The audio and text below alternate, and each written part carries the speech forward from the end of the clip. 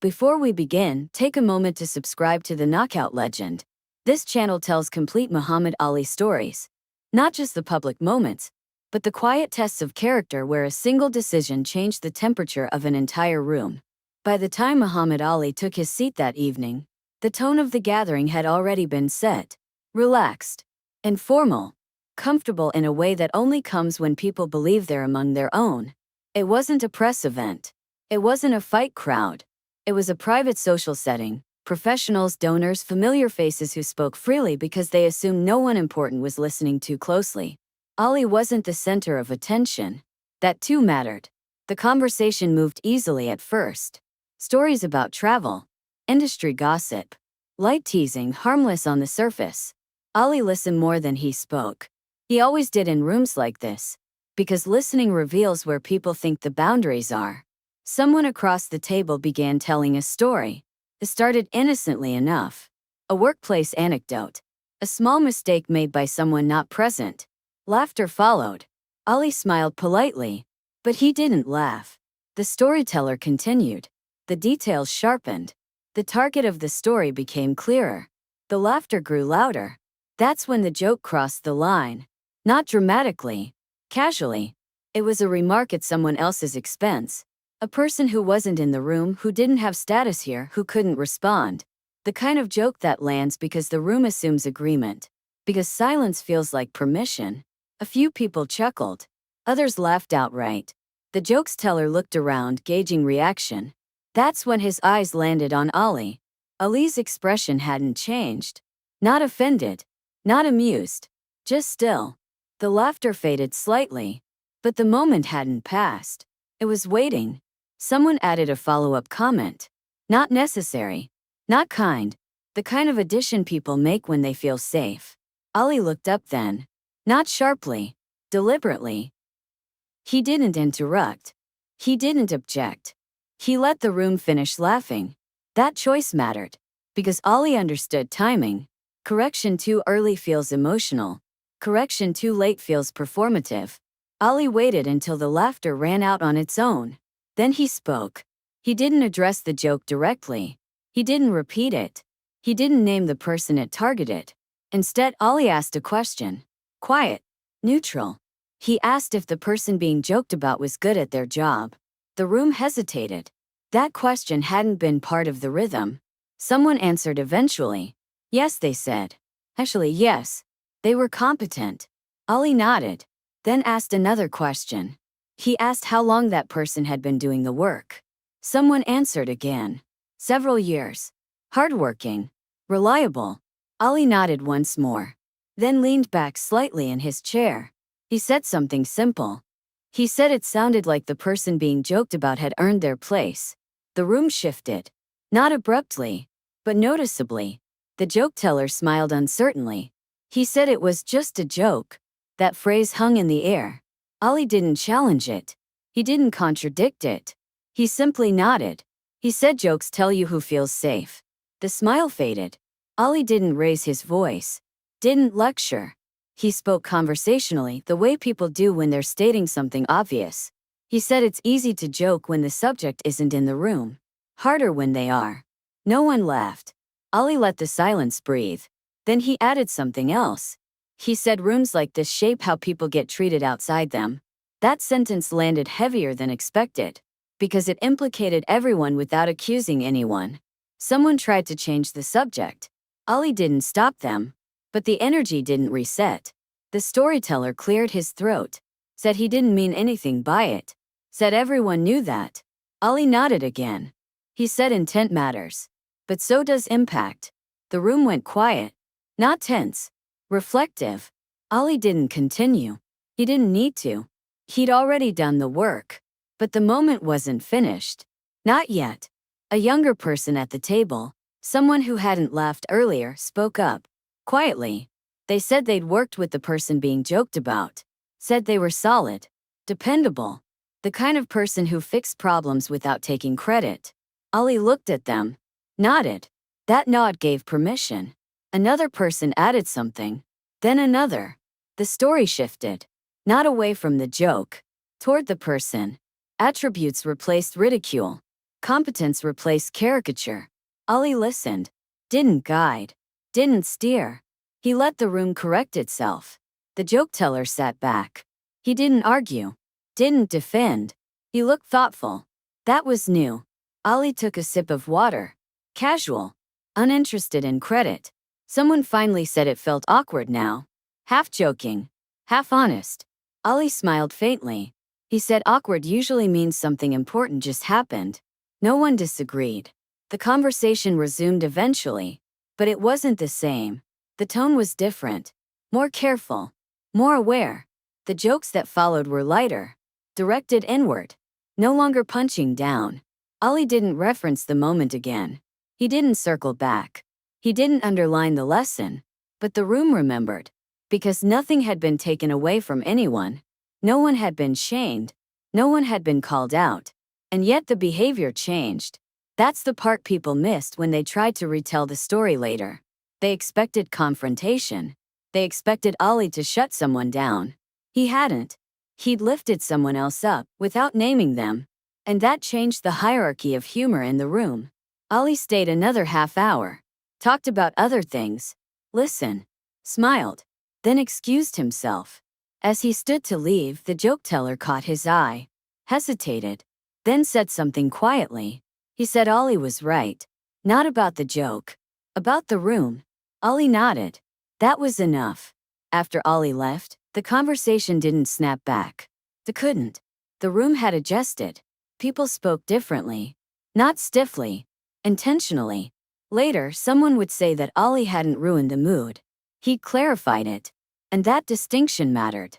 Because Ollie hadn't demanded respect. He demonstrated it. He hadn't silenced anyone. He'd widened the space. And the joke, the one that started it all, was never repeated. Not because it was forbidden. Because it no longer fit. The shift in the room didn't fade once the conversation moved on. That was the surprising part. In most social settings, awkward moments dissolve the moment a new topic appears. This one didn't. It settled. Quietly. Permanently. People spoke again, but with a new awareness of who might be affected by what was said next. That awareness didn't come from fear. Came from recognition. Ollie sat back and listened. He didn't monitor the room. He didn't correct anyone else. He trusted that what needed to happen had already happened. That trust was deliberate. Because Ollie understood something most people didn't. Once a room adjusts itself, interference only disrupts the correction. A few minutes later, someone returned to the original topic that had sparked the joke. This time the language was different. Names were spoken with care. Context replaced caricature. Ollie didn't smile. But he didn't need to. What no one realized yet was that the person who had been joked about wasn't just an abstract figure. They were real. They worked closely with several people at that table. And the next morning, that reality would surface. The following day, the group reconvened in a professional setting. Same people. Different posture. The person who'd been the subject of the joke entered the room carrying a stack of folders. Not late. Not early. Prepared.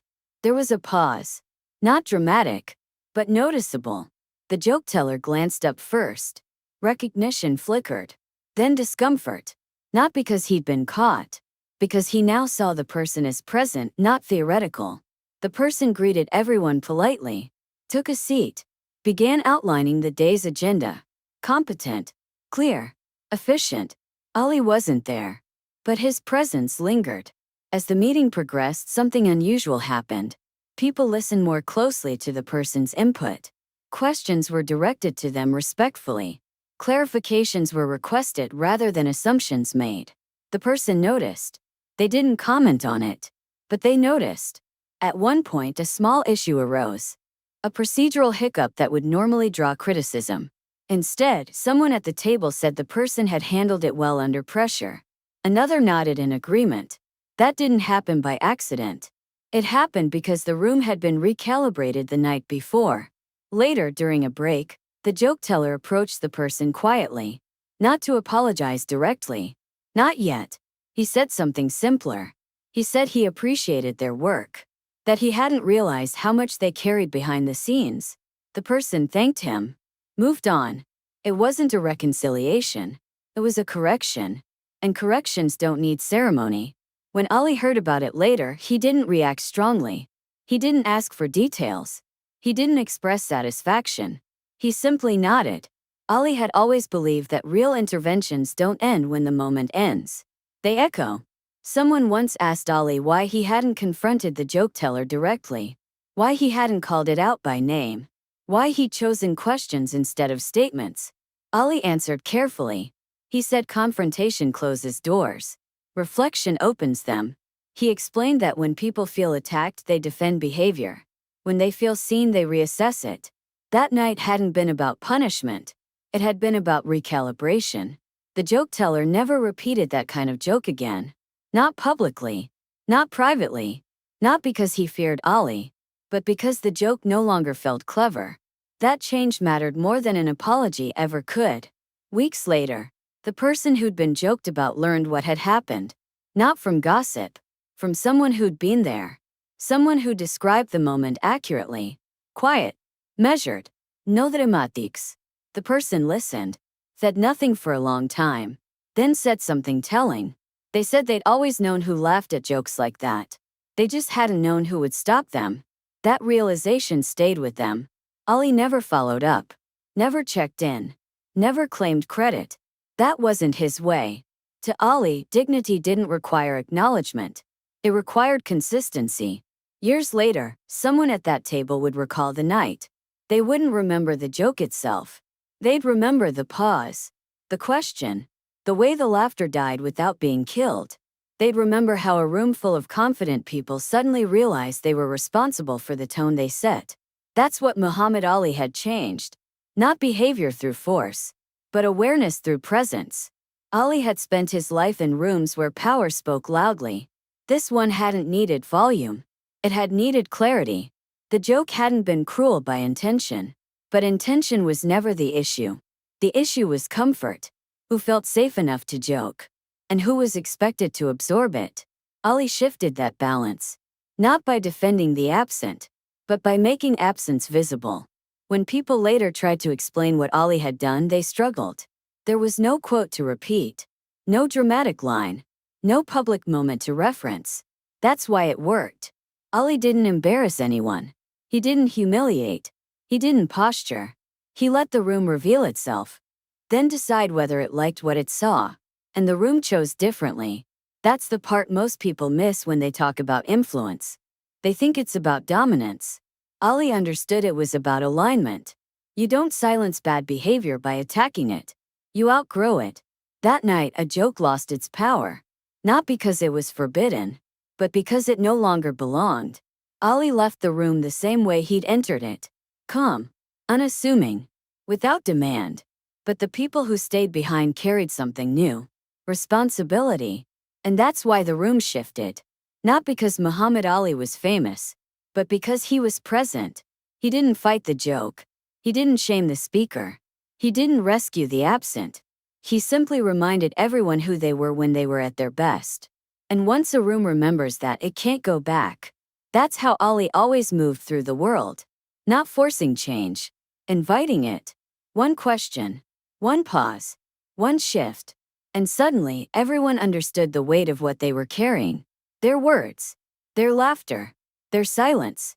That night, Muhammad Ali didn't throw a punch. He didn't raise his voice. He didn't demand respect. He let the room find it on its own. And that quietly changed everything.